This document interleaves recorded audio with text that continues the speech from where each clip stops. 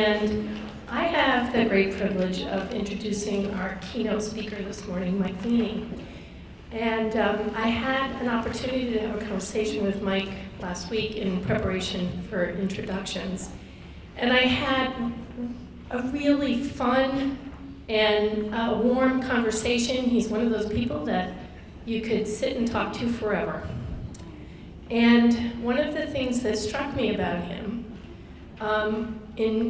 as he was going through what his presentation was his choice of words and phrases. Things like, I had to write them down so I could remember them all. Hope, openness, caring, teachable moments, destigmatization, understanding, knowing others so you can better know yourself. All of these words, I think, in my view, are pretty powerful, and they also represent and define what you all do every day in your jobs and your communities. So I think that this is the perfect keynote speaker to kick off the NERSC conference this year, and it is my great privilege to introduce Mike Veny.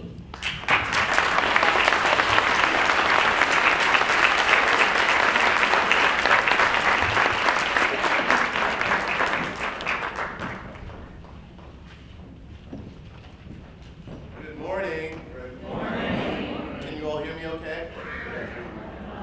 Hello? How's that?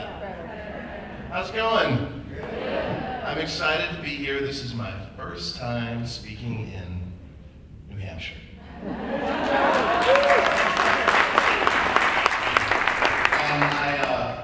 I took a picture of the hotel when I was driving up, and I put it on Facebook. And I woke up this morning kind of freaked out. I already struggle with mental health challenges, but I was freaked out because the room was real cold. Somebody had left the window open. And on Facebook, one of my friends commented that this was the hotel from The Shining. And I'm just... So, I'm kind of a little anxious up here, just to let you know. I'm excited to be up here regardless. A few things about me before we start. I gotta be totally honest with you about something. I cannot sit through a keynote speech. Just gonna be honest. I've even seen some of mine on video where people said I did really good. I can't sit through my own speech. Okay? I'm one of those people, I'm gonna be totally honest. I gotta check my phone and start texting, look at Facebook, So I wanna be honest with you and say it's okay if you need to take your phone and start texting. It's totally cool. All that I ask is that you at least have the decency to go to my Facebook page and like it. Or send me a tweet on Twitter. But you can text away, you don't have to even make eye contact with me. The other thing I want to say to you is I'm not a resident service coordinator, so I don't really know your world. I've been trying to talk to people. I met a few of you last night. You were all very kind enough to chat with me and tell me about some of the challenges you go through, but I really don't know your world, so I'm trying to do my best to understand it, and I encourage any questions that you might have. We're going to take questions at the end. Before I start, I got to tell you about my pet situation. We're having pet drama. I'm still recovering from the loss of my hamster. It's not funny. He was my pet and my friend. And he was a dwarf hamster. He was about 2 inches big, and he died back in October. And I sit on the board for a national nonprofit, and I was actually at my home in the board meeting on the phone when I walked into the kitchen and little Richard Gere had died. And that was his name. He didn't know why. He didn't go on Snopes and look it up. So I came to the kitchen and I was upset because my hamster died, and I'm the chairman of fundraising for the country, and I have to, present about fundraising, and my hamster's dead. And so I gave a quick, speech about how things are doing with donations and stuff, and it was really sad. And my fond memory of my hamster was going to the vet. It's my first time ever going to a vet. They're like little hospitals, they're kind of cool. And vets are overpriced, by the way. I had to pay, I'm not going to say how much, for a physical for my hamster. and the physical consisted of weighing him in a cereal bowl. Like, seriously? I'm going to use my postage scale. But my hamster, he had something in his eye. He had something in his eye, so he said he's like this with just one eye closed, and I'm like, oh man, something's not right with you. So I took him to the vet. And it was really funny. So the vet picked him up and was very nice to him, and he had rubber gloves on, and he tried to hold my hamster, and my hamster bit him. And in my mind, I'm like, yeah! It's my hamster, right? And then he asked a nurse to come into the room to help him. So you have now two people trying to restrain my Jewish hamster. So little Richard Gere bites her. And she was trying to have good customer service. She left the room, and I hear her in the hallway saying she's not going back in the room with that hamster. That's my hamster. And then finally they get two more people in there. So I got 3 adults restraining my 2-inch hamster. And they even put like a little scarf around him too. And they had to shut the lights on him and put a mag light on him. And part of me thought, this is funny, but I started to get anxiety.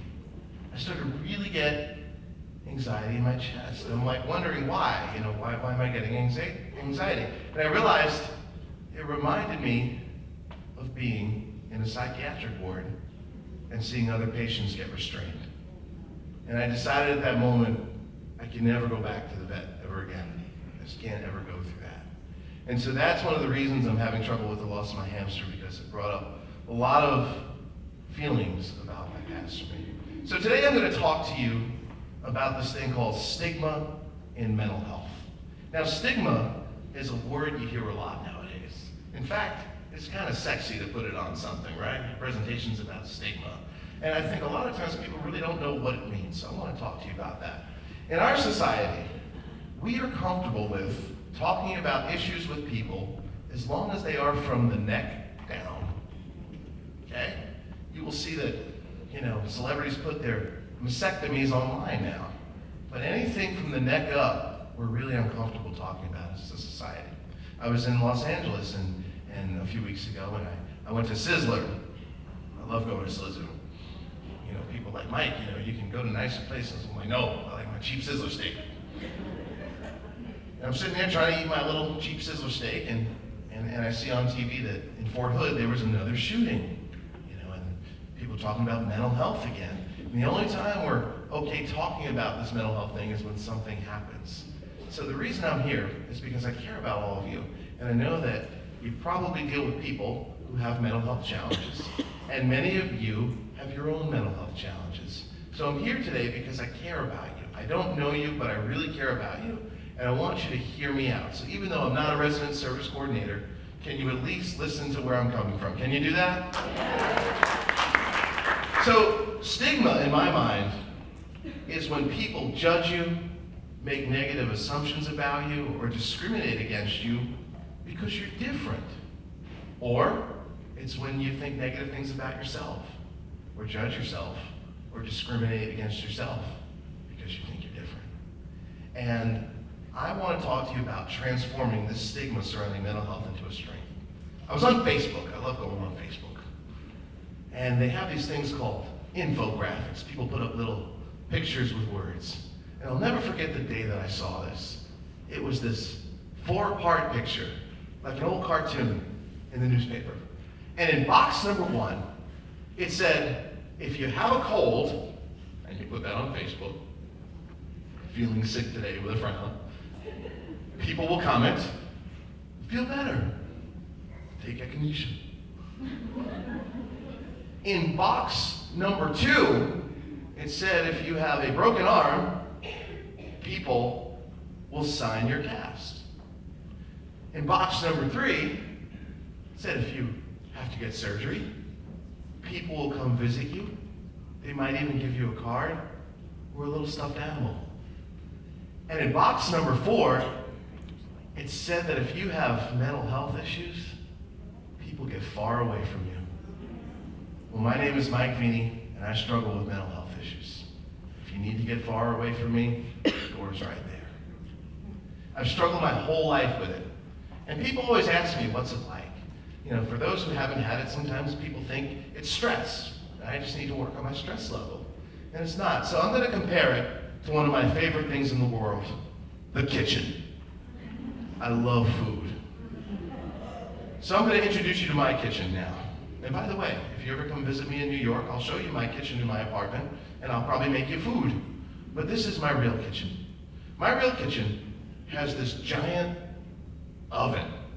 And I'm not talking like a oven from Sears. I'm talking like a Viking.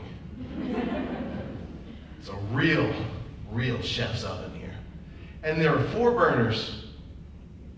And each burner is turned up to pretty high heat. And there are 3 frying pans and a stock pot.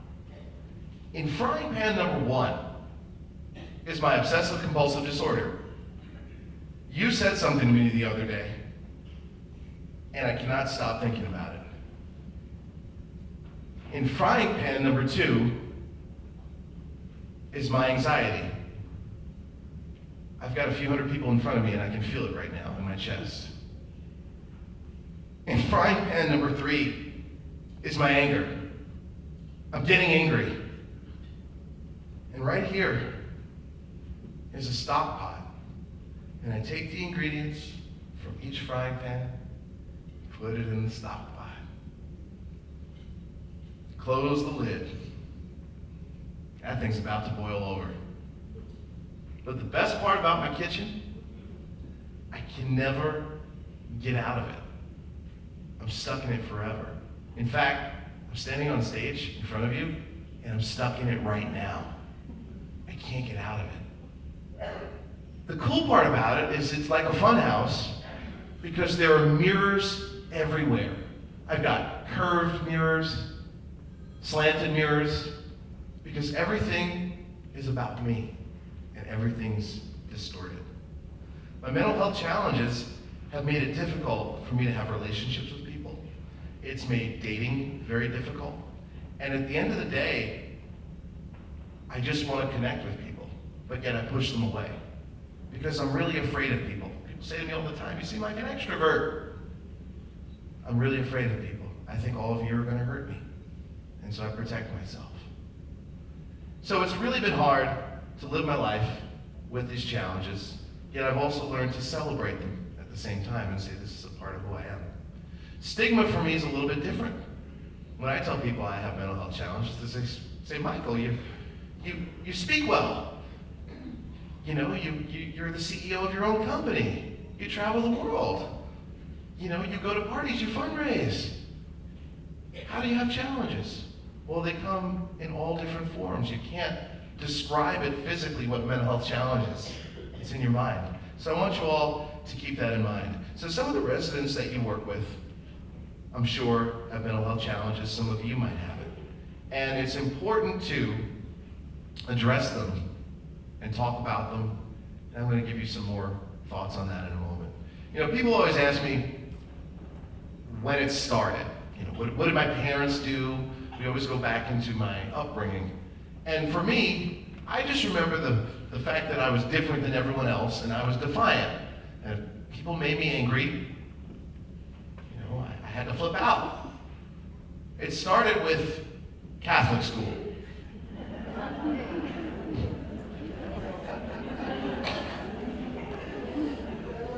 No. My parents put me in Catholic school because they figured the nuns would straighten me out.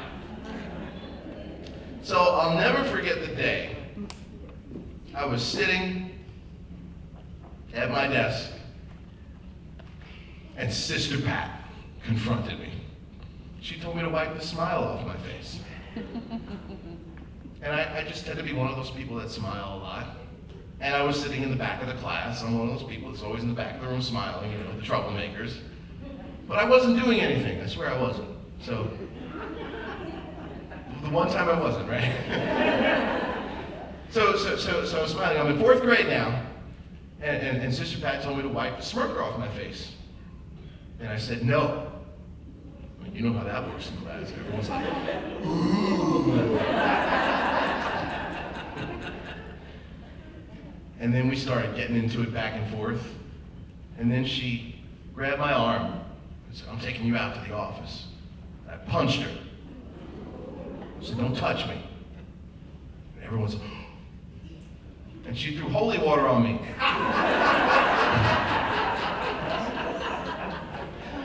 She called me the devil. So I took some of that holy water, I threw it back at her, I said, put this on your wrinkles. I was shortly expelled from school thereafter. And my parents, they had to talk with me. They had to talk. They said, Mike, we got to talk about how you talk to adults. And, you know, you're not supposed to do that. And I said, Mommy, Daddy, nobody has a right to talk down to me. And I will stand up for myself. They said, okay. And even now, I'm 35 years old. No one has a right to talk down to me. And I found that it became a strength for fundraising, because I have no problem approaching anyone, because we're all equals. So shortly after that, my parents had another idea. And my good parents trying to help me out here, figure out what's going on with this kid. They put me in public school with my uncle, who was the principal. He was trying to grow his career, educational administration, and within a few weeks I was kicked out of that school. I had thrown a desk at a teacher this time. I was angry. And I didn't know what was wrong, I just knew that I just exploded sometimes. Things made me mad. And after that summer, the movie Batman came out with Michael Keaton, for those of you that remember. This is before Christian Bale. Jack Nicholson was the Joker. And I saw the movie with my family, we had fun, but I came home, and for the first time, I exploded like a volcano.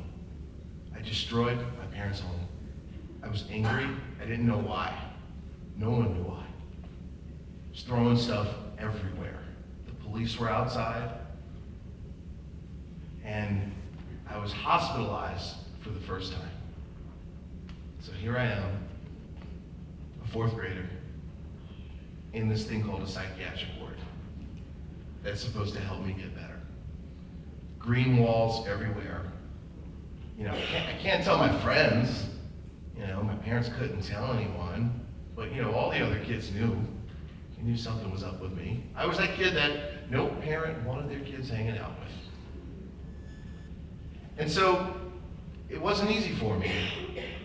And I was discharged after a few weeks. Then they put me in 5th grade in special education. I said, Mike, maybe you need attention. Which, I'm not gonna lie, I do. In fact, I got this pink sparkle phone. I need attention, I'm not gonna lie. This thing is great, right?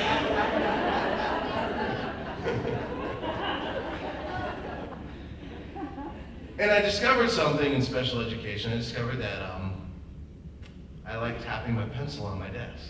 It made me feel good. And I would always ask to play drums, and the teacher said, well, we'll see.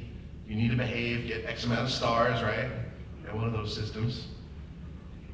And so I started playing drums in the 5th grade. It was very fun for me. Every time I went to go play the drums, I felt good. I felt happy. Away from the drums, I was a tornado. And I started to actually mature faster than the girls. So now I'm 10 years old. And usually around that age, the girls are maturing first and the guys are going after that. But I was like that tall kid in class. It's going past everyone. And so my emotions were just going like a lazy river inside of me. And I started to get really depressed, and I became suicidal in 5th grade. And I tried to take my own life. And if it wasn't for my mom rushing me to the hospital to get my stomach pumped, I wouldn't be alive today. I noticed at that point that I had a gift for speaking, because somehow at 10 years old, I talked my way out of being put back in the psychiatric ward. Don't know how I did it. Fast forward to 7th grade. They put me in a private school. Things were going a little better for me. I was growing more, but it started to get explosive. Now I'm bigger.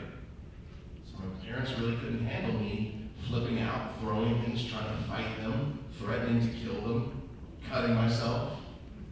So I was hospitalized for about 4 or 5 months in 7th grade. And it's hard when you're hospitalized for mental health reasons because you cannot tell people.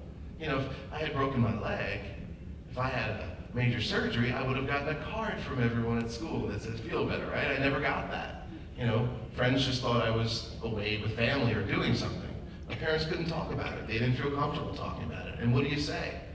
And for a parent, it's hard because parents judge other parents and feel judged, so they're thinking they're bad parents.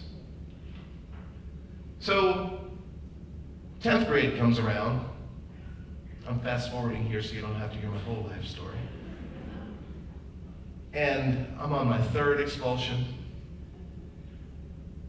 my 3rd hospitalization.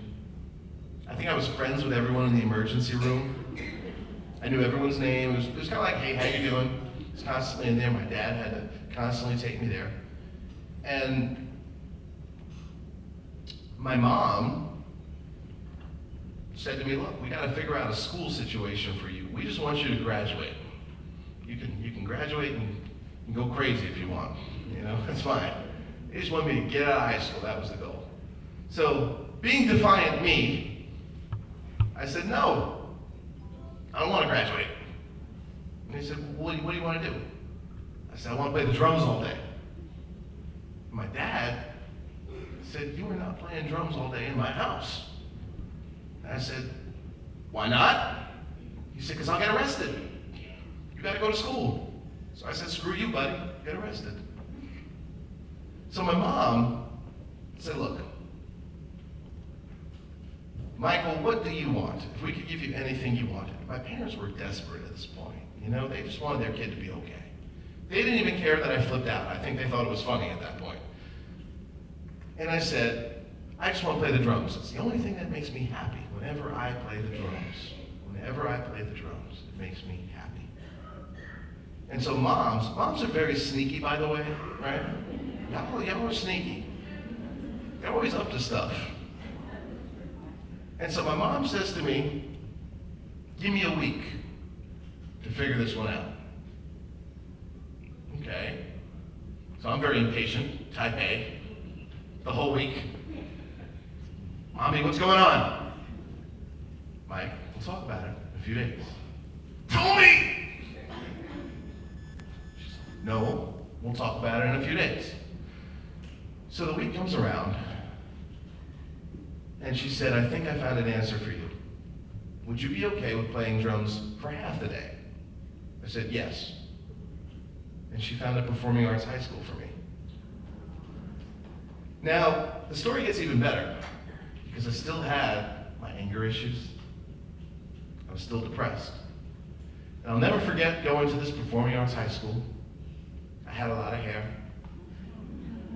I had my sideburns, my goatee.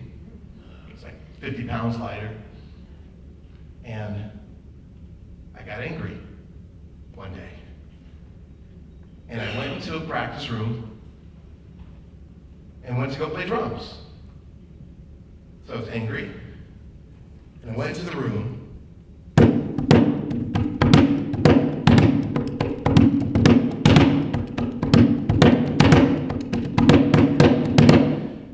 And a teacher comes in and says, Mike, that sounds really good. Can we use that in a concert? Okay. A few weeks later, angry, practice room.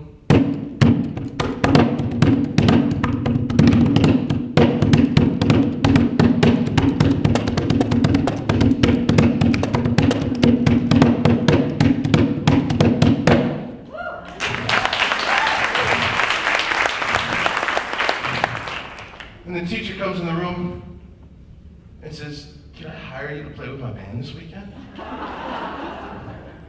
So now, I'm not going to the hospital anymore for flipping out.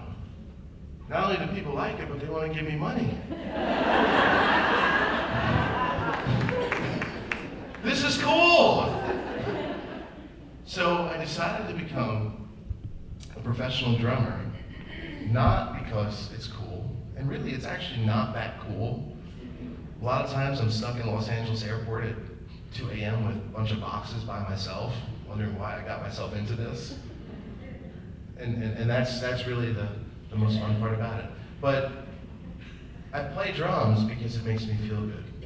So fast forward to today, one of the things that I do at most conferences, this is actually the only conference where I don't have a drumming workshop. All my other conferences, I bring in like 100 drums and have a big party. No, it's okay. We were already booking stuff for this year and it was already set. We might do it next year. But the reason I do the drumming with other people is because I work with residents in New York State and in homes, and I work with other people who have challenges like me. And I learned something about the drums that I didn't even realize, why the drumming works. It's because I call it the 3 B's, belonging, bonding, and believing.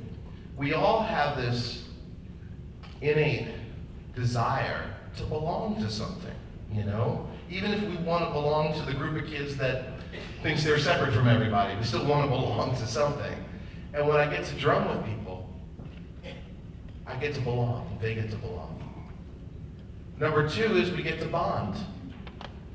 And people love bonding. But when they belong and when they bond, they're open to believing in themselves and believing in others. And that's why I do the drumming. So I just wanted to share that with you, with my drumming. And if you have any questions on that, you can ask me about it after. I think I left a few of you the yellow program cards. I apologize, I didn't have enough, so I scattered them around. But I want to talk to you about stigma. Because even though I'm doing well today, my only outbursts are pretty much what you saw up there. Okay, occasionally I send some like nasty texts to friends, you know, we get into fights. But that's it. I don't have a police record or anything. I hang out with people. Women seem to like me now. That's cool. They feel safe with me. I'm just checking my watch so I don't go over time here and I want to leave time for questions. But I want to talk to you about transforming the stigma surrounding mental health into a strength. And what I mean by that is that if you are going through issues with yourself, if you're depressed, you've got anxiety, you're bipolar, you need help, I'm going to help you deal with it right now. I'm going to give you some things that have really worked for me. Here are the 3 things that I learned, and they're on the back of my business card if you have it.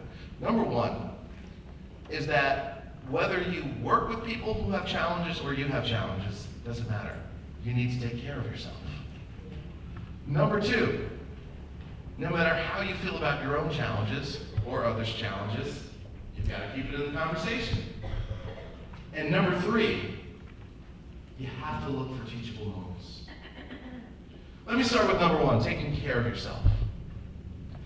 Author Anais Nin said it best that we don't see life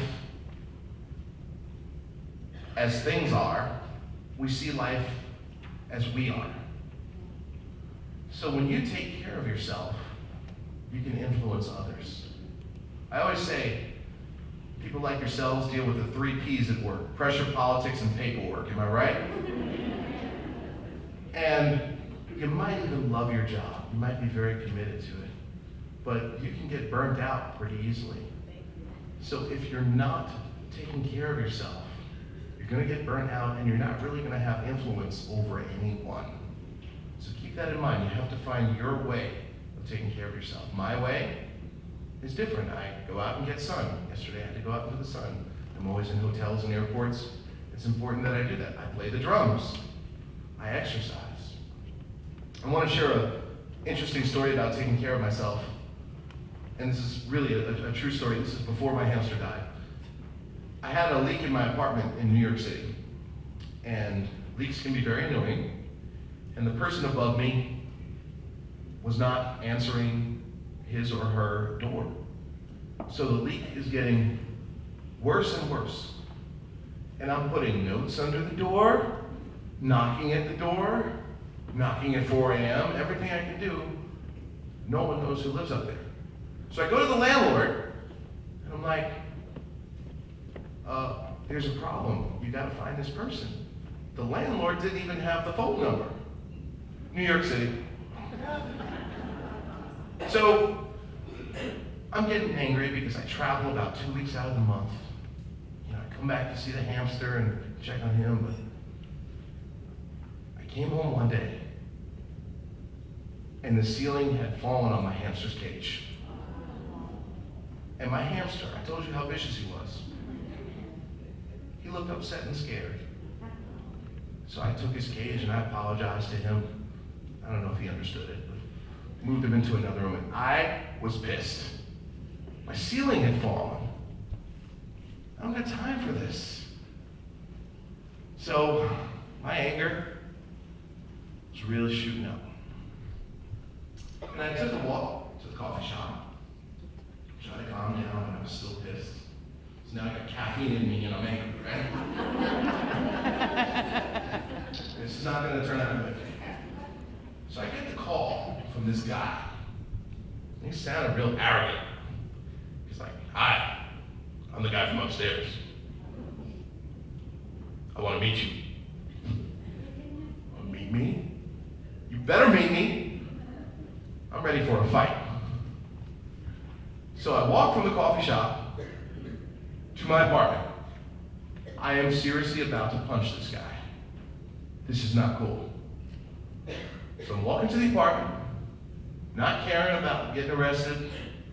Who cares what conferences I got to speak at? I don't care. Get to the apartment. Standing in front of me is a 6'5" German bodybuilder.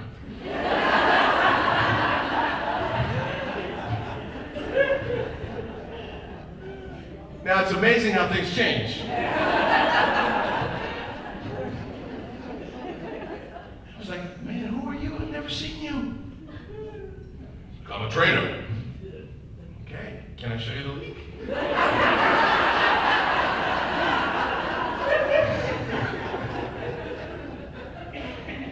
So, I'm like, not believing this, and I ask him his name, and as he's looking at the leak, I'm texting my friends saying, "You won't believe this." Like, "Mike, what are you talking about?" He's talking smack. And so he apologized. He said, "I'll give you a free consultation." I said, "Okay, we'll talk about working out." So I didn't think anything of it. I Googled the guy, you Google everybody, right? And he's one of the top 5 trainers in New York. This guy's a fitness model. I'm like, what the heck? Right? So New Year's comes around, and like everybody, I made my resolutions. I decided I want to look a little better, right? I want to look good so I can go to the club, right, and shake my stuff.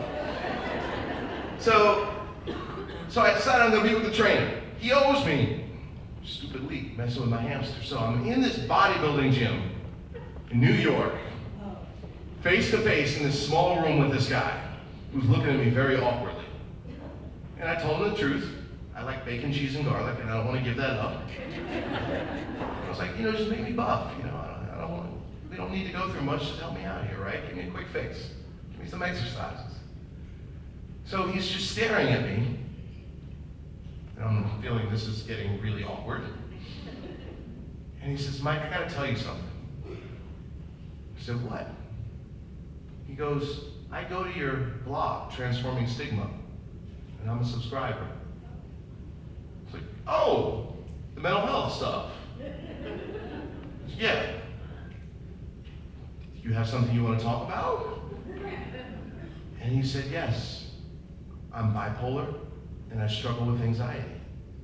And people think because I have no body fat, and I'm a fitness model, that everything's okay." And he said, "I read all your articles where you talk about your anxiety and your anger." And he hands me this piece of paper. "Here's your workout, and here's your nutrition plan based on your mental health issues." I was like, "Oh, we're getting real." And he said, "I'd like you to start taking magnesium because they give that to women when they're in labor to relax them. It will help you relax. All my workouts have to start with me doing a chest exercise to relax my anxiety. And I have to get sun every day to keep myself happy." And he constantly checks in with me as I'm traveling. Last night I was eating a steak down in the bar. I swear he's got people out to get me. He texts me, he's like, "Oh, how's traveling going?" And it's like, You watch me? But the thing that I learned was that when I started taking care of myself, I started feeling better about myself. and I was better able to serve other people. I had better influence over other people. I had more clarity. So it's important to find your way of taking care of yourself. Got it? Number 2, you got to keep the subject of mental health in the conversation. One of the things I do not like about doing conferences, it's like in the conference we talk about all this stuff. Then we go out of the conference and it's like, shh, don't talk about that, back to work. And that's a problem. We have to talk about this stuff at all times. I decided to try an experiment. I decided to spend a year introducing myself to people as a person who's mentally ill. I just want to see what happened. Let me try.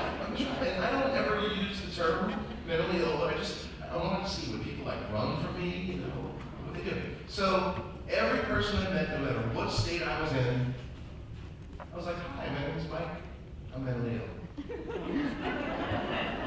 I'd be at a bar. Hey, how you doing? I'm mentally ill.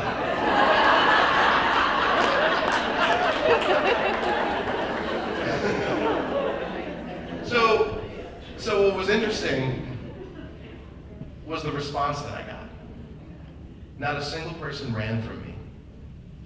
Some people hugged me. Some people started crying. A lot of people said, thank you for sharing that. And I actually got hired for more work as a drummer and hit on by more women than I ever had in my life. And I realized why. It's not because of the fact that I was saying I was mentally ill. It was that I was comfortable with myself. I'm okay with it. And I realized that for many years I wasn't okay with it. You can't tell anybody about that.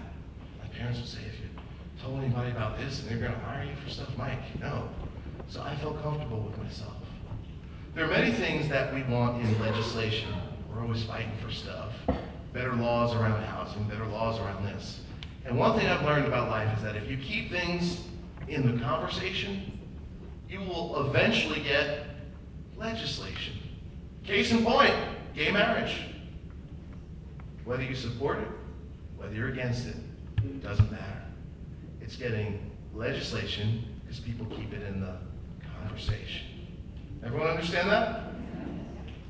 As I'm standing up here and you're looking at me, what do you see? Do you see a bald man with a Madonna microphone?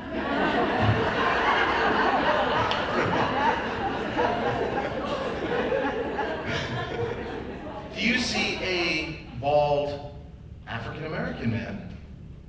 Do you see a bald African American man in a suit? I don't know what you see. You might see any of those, you might see none of those.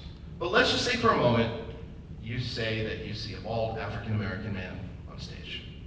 It's okay to call me African American in 2014. 10, 20 years ago, there were different words you could use to describe someone of my race that would probably be considered inappropriate today, correct? And the whole issue of race in our country did not start with, oh, we gotta change labels. It started with a conversation. And when you start things with a conversation, that leads to education and legislation. So keep that in mind, that when it comes to mental health, by just having the conversation, even if it's uncomfortable, it's okay. Everyone got that? Yeah. I was actually on a movie set in Los Angeles. My friend had invited me to the movie set, and he said, Mike, you can meet the director. And I was like, yeah. And he said, the only thing is I gotta wear a suit jacket. I don't like wearing a suit jacket. So I wore my suit jacket, and they even let me sit in the chair, like the director's chair, and they let me look at the script. And they asked for my opinion. I felt proud. And this was actually last spring. And so I'm reading the script, and they said, Mike, what do you think? And I was like, can I really just say what's on my mind? And I did, and they took notes. I was like, whoa, this is cool. So afterward, the director and myself and my friend were all chatting with a bunch of us about what we do in our lives. And everyone's going around the room introducing themselves. I see my friend kind of looking at me as they're about to get to me, right? I understand, this is his work, you know, like, he supports the whole stigma thing, but... So we get to me, and I say, well, I'm mentally ill. I got a lot of problems. I go to therapy once a week, and I try to help people. And I hit stuff. And you know when it gets like real awkward, right? The funniest thing happened though. Everyone's looking around like, and the director goes, Mike, I'm mentally ill too. And I was hospitalized. And he started getting emotional talking about it. And everyone's looking at the two of us like, what? But a few weeks later, my friend emails me and says, thank you so much for sharing that. You lightened up the energy and the tension that was on that set because you talked about it. So it's okay to have the uncomfortable conversation. Everyone got that? The other thing I wanted to say is I was in an elevator in New York City. It's kind of like the elevator at this hotel, real small, real old. And I have anxiety. And it was making funny sounds and stopping like not fully on the floor, kind of like that elevator out there. And this woman gets on the elevator. And she smiles at me, just says hello, and I'm like, hi. And I was like, yo, this building is shady.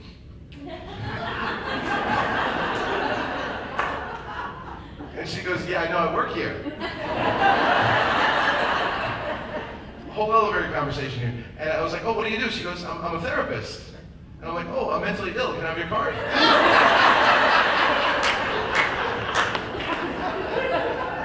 And she's been my therapist ever since.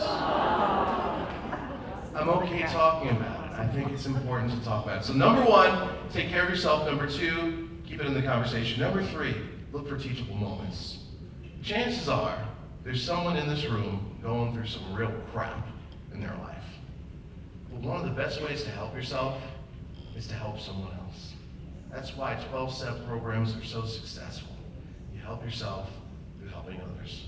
That crap, sorry for having to use that word, that you're going through can really be a teachable moment for someone else.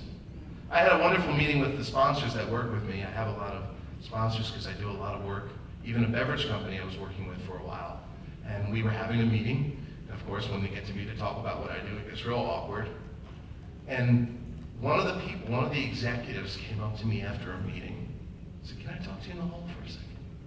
And told me about all the challenges he's going through with his own mental health. And thanked me, and we've become friends ever since. So, number one, take care of yourself. Number two, keep it in the conversation. And number three, look for teachable moments. And this applies to you, whether it's you going through a challenge or you being a resident service coordinator and working with people who have challenges. Does everyone understand that? Yes. So I need you to make a promise to me. Can you make me a promise? I need you to, in the next week, find 3 things you can do to take care of yourself. I need you to find 3 things that you can do to force mental health into the conversation when you're hanging out with your friends. And 3, I need you to look for teachable moments. So can you repeat after me? Can you say, I will take care of myself. I will take care of myself. I will keep mental health in the conversation. I will keep mental health in the conversation. I will look for teachable moments. I will look for teachable moments. You're a nice guy, Mike. You're a nice guy. Thank you.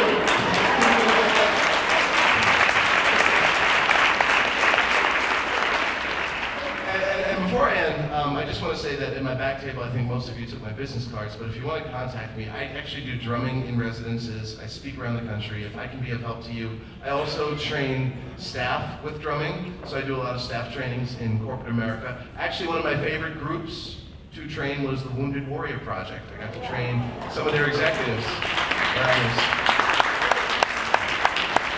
But if we can look at mental health for a moment, similar to breast cancer. 25 years ago, you couldn't talk about breast cancer. It was like a hush-hush topic. And I actually opened up a speech a few weeks ago. Talk about getting a shock reaction. I opened it up like this. I just said, feel your boobies, right? And they all looked at me like, what? And that's actually the name of the breast cancer campaign. and it's okay to talk about now. And I hope that we can get there with mental health. So in a lot of ways, we're in a movement similar to the civil rights movement. But before I end and take some questions, I wanted to share one story with you.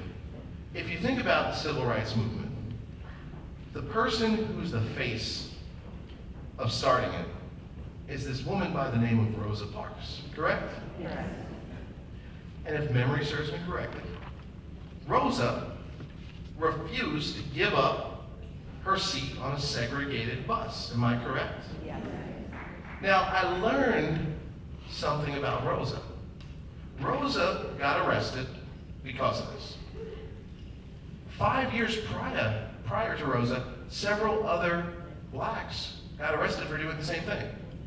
So why do we only know about Rosa Parks? Interesting. Well, I found out something. When Rosa got arrested, she was friends with everyone in the town of Birmingham, Alabama. So this wasn't a black person who broke the law getting arrested. This was my friend Rosa got arrested. So everyone was just pissed off in Birmingham, Alabama. She was known throughout the community of Birmingham as a person who took care of herself, kept things in the conversation, and always found teachable moments. Interesting, right? And the story gets even better. She got one of the wealthiest lawyers in Birmingham to help her out. Called this lawyer and said, we got to organize a boycott. We got to do something. So the lawyer's on it. So he calls this church, gets a pastor on the phone, says to the pastor, we got to meet at your church. We got to have a boycott meeting. And the pastor says, no, my schedule is packed. I mean, I understand it, but we can't do it. So the lawyer starts to get frustrated and get his lawyer on. No, we really need to have this meeting at your church. They're fighting back and forth now. And the guy says, I really can't. And finally, the lawyer goes, listen, Dr. Martin Luther King, whether or not you like it, we're coming to your church. My name is Mike Veny. Thank you for being a wonderful audience.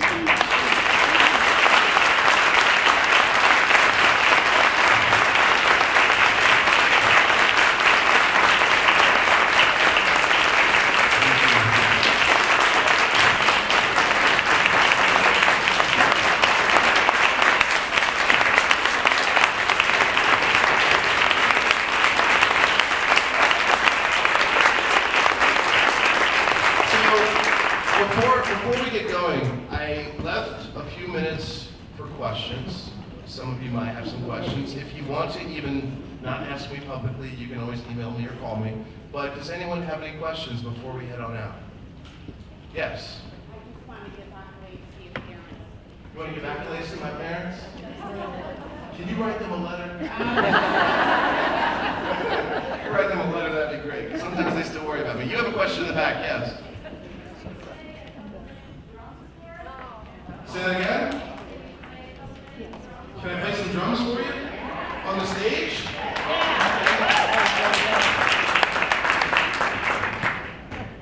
Okay, I'll try to not break anything here. I never got that as a question before, thank you.